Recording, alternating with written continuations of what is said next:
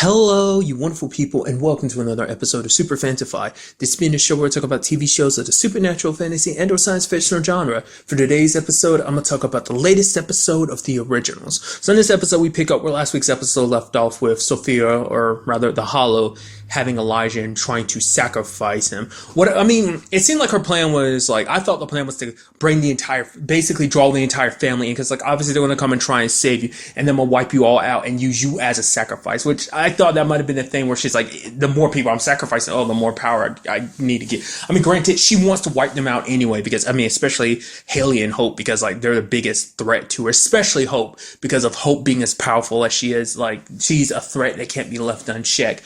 But it's just, they're going to be a nuisance anyway, so it's might as well take them out and use Elijah as a sacrifice. But like I said, I felt like she was going to use them all as sacrifices, but Elijah's the main course.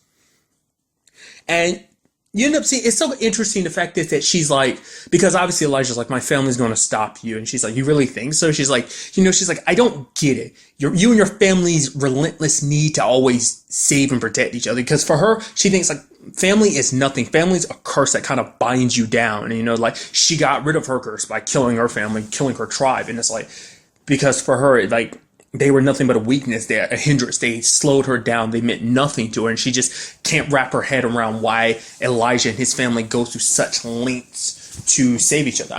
There's even something, obviously, Vincent, it's not just Vincent. Marcel, everyone constantly criticizes them for that, because the fact of the matter is, you to damn with everyone else, but as long as it's your family, you will bend over backwards to save them. So, because in this case, Klaus was like, let's just go ahead and kill Sophia. He's like, no, I'm not going to let someone else that I care about just be another sacrifice for this whole situation of the Michelsons just trying to save each other,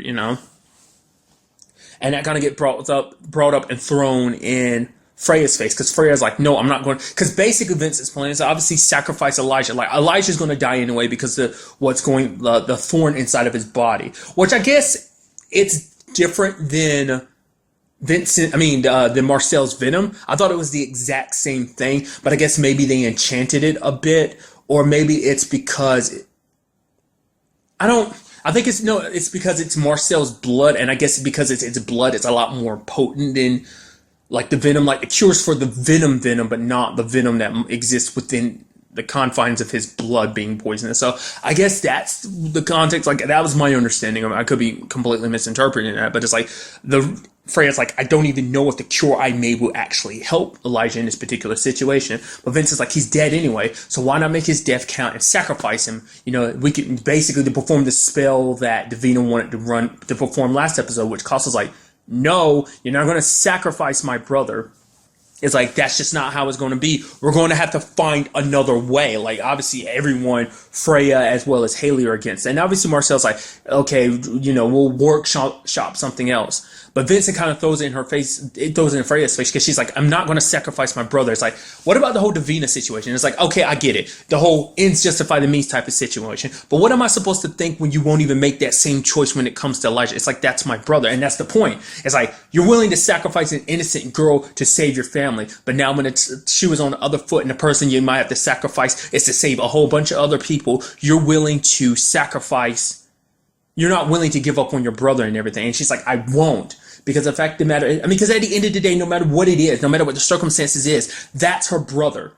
It's don't sit here and think the whole Davina situation wasn't hard for her. But the fact of the matter is, this is a different case, because at the end of the day, that is her brother. Vincent, can you honestly say you would, if the situation were, granted, to be fair, Vincent was in a similar situation with his wife before, and he made that decision of no, he made that sacrifice. And it's at the end of the day, obviously with the way things transpired in the episode, obviously the trap, really quickly, it's just, because Vincent kind of brings it up, the fact of the matter is, your family has lived for so many lifetimes. You've lived multiple lifetimes. You've lived such long lives. Everything comes to an end. Everything dies. Everything has its moments. And it's you Michelsons just keep coming back. You're so afraid of death. You're not willing to just die. Because in him, it's it's kind of the Michelsons are the root of all problems. To be fair, this situation wasn't started by them. Let's be honest, the whole situation was started by Vincent, but obviously the Michelsons had their own part to play in it, because the reason why the Hollow escaped, because of the whole dealing with the ancestors last season that Davina was a part of, or trying to cut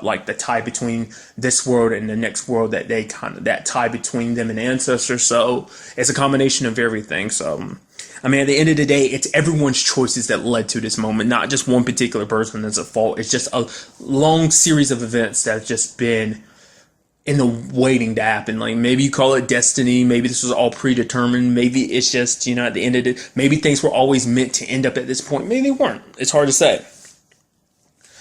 But it's like the fact that also throwing out the fact is like Elijah would have to keep drinking innocent people's blood. Just like, when is enough enough? When is long enough long enough? But for her, once again, it's like, that's still my brother. And it's like I said, it's a hard choice. It's like, especially after everything they've been through, because they are a family that's like, they will do whatever it takes to save each other.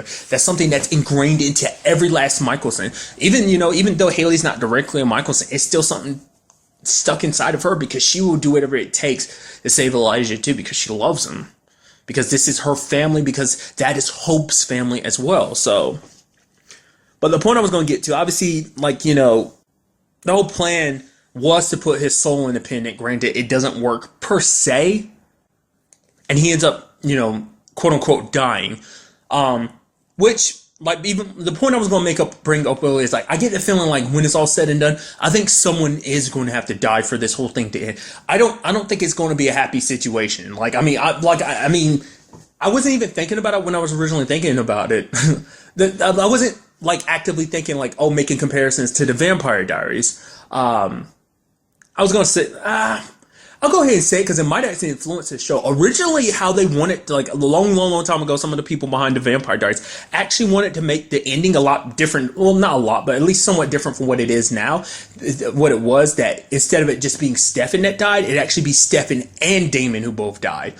Obviously, certain things happen. I would say I won't go into details. Obviously, I highly recommend you kind of, like, there's a whole article I read about it. I highly recommend you kind of look at, like, oh, how the original ending to the Vampire Diaries is. So the whole point in my mind is, like, maybe at the end of the day, we'll kind of get multiple sacrifices when it comes to the Michelson family. Maybe it's like they'll take what they were going to do with the Vampire Diaries and make it to the, switch over to the original. Which, to be fair, I don't know how many people are actually, like, connected both shows. Obviously, it's a spinoff and everything, but then, like, still there are different crews and people that are connected to the show. So, like, there might, I mean, obviously there's a good chance there's a lot of people from the Vampire Diaries that work on the originals, but who's to say it's like not like anybody from the Vampire Diaries working on the originals? Maybe it's like completely different people, writers, producers, showrunners, stuff like that. Like, maybe it's completely different people.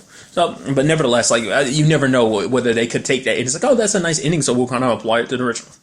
Nevertheless, especially with the current circumstances being, well, Elijah was supposed to be trapped into the pendant. That way they can kind of do the Finn situation of kind of putting his soul in there. Like, yes, his body, quote unquote, dies, but if there is, his soul has somewhere to be. Which, interestingly enough, and I felt like Klaus was willing to make that, like, because the difference is, like, Davina didn't think about this. If she had presented this opportunity to him, Klaus would have gladly given his life if it meant protecting someone else that's important to him. Klaus isn't just going to sacrifice his body, sacrifice himself because it's like, oh, you have a problem with me and you're wanting to sacrifice me. And it's like, no, the fact of the matter is, at the end of the day, like, I will sacrifice myself for the people I care about. In this particular case, it's Elijah. It's like, okay, the spell might not work on Elijah because he's so weak from the poison and everything. Or use it on me. You know, you sacrifice me and then, you know, the spell will work. And then, you know, you can try and get the cure to Eliza. It'll slow things down, give you enough time to kind of find a permanent cure. And then, you know, when it's all said and done, can eventually bring me back and everything. It's like, the fact is that Klaus was originally going to make that sacrifice. You know, it's like, we don't have time to debate this. Elijah, you know, just as much as Elijah would do whatever it takes to save Klaus, Klaus would do whatever it takes to save Elijah. I mean, especially after everything, because, like, you know, Elijah led the charge in rescuing Klaus at the beginning of the season, so it's like, obviously I'm going to do the same thing for you. Like I said, that whole back and forth of willing to do whatever it takes to protect their families. But sadly, things didn't work out that way because the sacrifice kind of fell apart and everything. Maxine got caught, kind of led to a situation of the sacrifice kind of falling apart. Initially, like, obviously they kind of bring it up. It's like the Hollow knew what we were doing. So is it because the Hollow knows, has eyes and ears everywhere? I mean, obviously like herself, but obviously she has people all over the place. Because once again, you don't know who's really on her side and who isn't. Because the fact that more and more witches are on her side. But now that I'm thinking about it, like, to me, it comes down to two people. For one person I've always been suspicious of, Keelan, which is like, you don't want to be, because you see her and, you know, Freya being so cute and adorable. And even at one point, Klaus is like, you know, kind of like complimenting him, but like, Freya, your girlfriend's, pretty amazing, for whatever it's worth, Just seeing her kind of staying and playing with hope. So I don't want to doubt her, but another person that's in the back of my mind might be Maxine. Just this look on her face at the end where she's walking away from Vincent, who's basically telling everyone to get out of town because the Hollow is being resurrected and everything. I'm like, I don't know. I don't know. I don't know, like her popping up into the Vincent's life like that. I mean, truth be told, it's kind of like similar to the situation with his wife. I mean, granted, obviously him and his wife were together before the whole Hollow situation happened. She kind of got all messed up in the head. It's like, no, like who's to say like Maxine meeting him wasn't part of the plan anyway? Get close to Vincent. I don't know. It just seems suspicious. Like, and also her just having to get captured like that. It's like, I don't know. Maybe you could just say no, because I mean the Hollow did meet them earlier on in the episode. She does know how important Maxine is to Vincent. So there's always a possibility. Like I said, just being suspicious there. Like I feel like if they were really being like, oh, there's someone who fed that information to the Hollow, then it's like I feel like they would have went out of their way to kind of point it out, but it never happened, so maybe that's just all in my head. But nevertheless, a very interesting conversation did happen, though, between Vincent and Klaus. Klaus is like, all right, I get it. You're not talking and everything. It's like, okay, dude, I get it. You want me dead. This is like the most joyous of opportunity for you, which Vincent's like, yeah, growing up, everyone heard the stories about how fearsome, Klaus was. It's just kind of, Klaus is essentially New Orleans boogeyman. And he's like, yeah, yes, and this is my just dessert. He's like, no, this right here is showing me this is who Cammy believed in. This is the person that Cammy saw that potential, and it's like the fact that you're doing this because he brought it up early in the season. It's like, why are you trying so hard not to be the person trying to like destroy everything that Cammy believed in, that the fact that she believed in you so wholeheartedly. So, but now it's like he's kind of living up to that. So, and it's so sad when you see it too. Anytime someone brings up Cammy, you see Klaus kind of his demeanor change and he gets sad. It's just like, it's heartbreaking seeing that. But like I said, at the end we do see that Elijah's soul exists somewhere thanks to Hope touching Freya. She's kind of able to tap into more power and she's able to see him, but he's far away. It looks like it's a situation where it was like he looked like he was in his Viking attire, like back before they became vampires, that attire. So I'm thinking like he's probably trapped in a kind of hell of his own. It seems like they say he's like far away, so he's somewhere in the pendant or whatever. So maybe they fixed the pendant. Maybe that will be able to, he's probably lost somewhere deep within the pendant, kind of stuck in his own I don't know if subconscious would really count when it comes to the soul and everything, but there's probably a world within his soul that he's kind of trapped within. And it's most likely going to be him dealing with a lot of stuff from his past. Like, obviously, because this season has set up a lot of him being very bloodthirsty and everything, and just kind of the cruel things he does and all the things. Basically, it's probably because it's something, it's not just Klaus who has to, face a lot of the bad stuff they've done. It's Elijah, too. I don't think any other Michelson has had to deal with it to the extent that either one of them are. Obviously, the biggest focus has been Klaus, but was it last season? I think it was last season or season 2 that I want to say it was last season because the whole Aurora situation kind of came up and found out exactly what she did behind that. And just it's more a situation just what Elijah would do for his family and stuff because he thought was for the best of his family. So I don't know. I get the feeling it's going to be one of those type of situations where dive deeper into him trying to face his demons, But like I said, even with his situation being similar to Klaus, they're also very different at the same time. I don't really know how to place it. It just seems like, even though Klaus has to deal with a lot of stuff he's done in the past, he's never had to face it like Elijah has. I mean, to a certain extent, he's had to, because obviously it's people dredging up his past, but I don't think he's ever had to face it to the extent that Elijah had, because he became the monster that he is for the sake of his family. Klaus became the monster he is kind of in a sense, in spite of his family, more specifically in spite of his dad. So I don't know, that we'll just kind of have to wait and see about that. And obviously, we see the Hollow being reborn at the end of the episode, and also Vincent getting the book from Marcel, which is Marcel's asking him, at the very least, does this mean you actually will be able to fight her this time, stay away from her control this time? And he's honestly, I don't know, which is obviously, from the very beginning, the moment he's give me the book, give me the journal, I'm yep, this is not going to end well. It cannot and it will not. I just guarantee it. because you know only bad things are going to come about because of this situation, but. Because what most likely might end up happening is we might end up seeing like Vincent being swayed to her side, but rather than taking Vincent like as like, oh, destroying him, or he might be her most loyal subject as like, oh, the fact of the matter is you're on my side now, stand beside me. Because obviously we know there's like a lot of the witches have already joined the Hollow side, and who's to say how many of those witches that Vincent was like, hey, leave the city and don't come back. Like I said, I'm still waiting on that Maxine thing, as well as the Keelan situation, but more specifically Maxine, because she kind of, I don't know, just something about this episode just kind of threw her on my radar. So whether, like I said, whether that turns out to be a case of anything or not, I don't know. But I get the feeling like, because why the Hollow wants to keep Vincent around, why she has such an attachment. Could it be a thing where it's like, in a twisted way, she's in love with Vincent?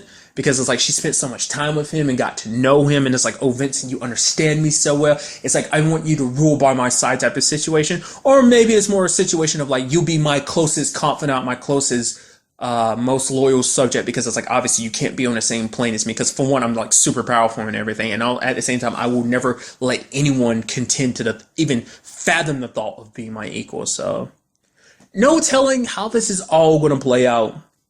Like I've said before, obviously hope is going to be the key to this, but even then it's like, I mean, because the fact of the matter is there's that whole spell. Well, the spell can only work because she was in spirit form. Now she's in her physical body again. Now she has access to more of her power. Granted, she said like getting back her body would mean that she'd have access to even more power, because her bones have been gathering up magic all this time. So that on top of how powerful she already was before. So I wonder, will it be immediate that she's able to kick up her powers, or at the very least, does this mean that it'll take time for her body to get adjusted? Will like doing too much be too much for her body to handle, you know? Maybe that'll eventually turn into the thing where she has to find herself a more proper vessel, or her body will break apart or something. We'll see about that. But I am curious to find out, what are her plans for New Orleans? Like, you know, because obviously she seems like, the way they put it, it's like, oh, you're so powerful, you could easily wipe this whole place out if you wanted to. But it's like, that doesn't seem like the case. Like, obviously, like, because the thing is, she left Marcel alive, and she left, you know, she's like, oh yeah, I'll build this place on your ashes. But it's like, why did you leave Marcel alive? Is it because you want them alive long enough for you to do what you need to do?